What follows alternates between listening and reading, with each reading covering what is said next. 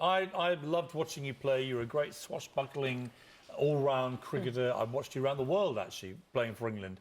It seems extraordinary. When I read your book, that somebody who had literally had it all, you were living the dream of being an England cricket star, so quickly descended into something so much more unsavoury.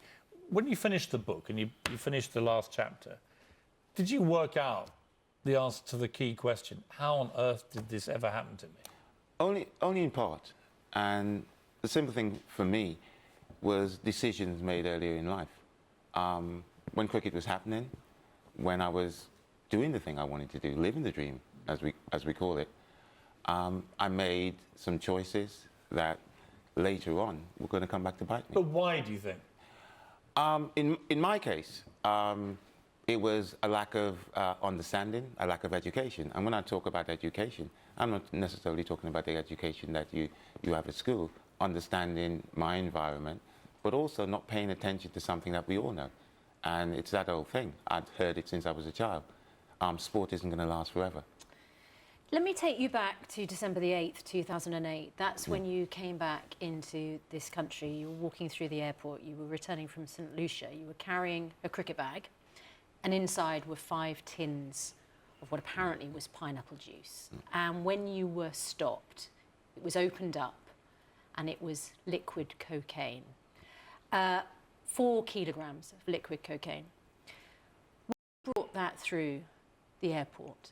What was going through your mind?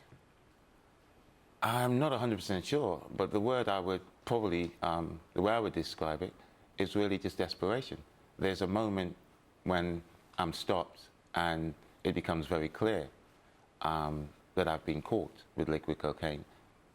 It almost seemed like my mind, just for the first time in months, went back on and everything became so obvious. The choice that I just actually made, the consequences that were going to happen, what was going to happen from that moment in. Were you desperate for money? Was that what motivated it? Money was certainly a major issue. If you think about importing, what I actually ended up doing, importing cocaine, the fact is that I don't think anybody's going to do that if money isn't an issue, if they're not trying to make money.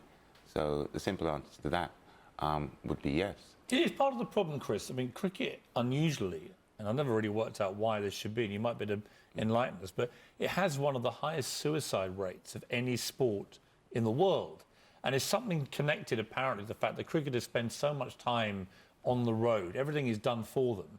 And when their careers end in their 30s, 40 if you're lucky, you're basically tossed back into the real world without any real preparation for what the real world is, and with not the money, say, of ex-footballers. Well, no, that's exactly the point. I mean, that's what I meant when I talked about education, about actually preparing yourself and understanding that cricket is only going to be a short time, and later on, you're actually going to need a profession. You're going to still need to actually go on. And in my case, I didn't take care of that when I was living the dream. I lived the dream, I spent the money, I enjoyed myself,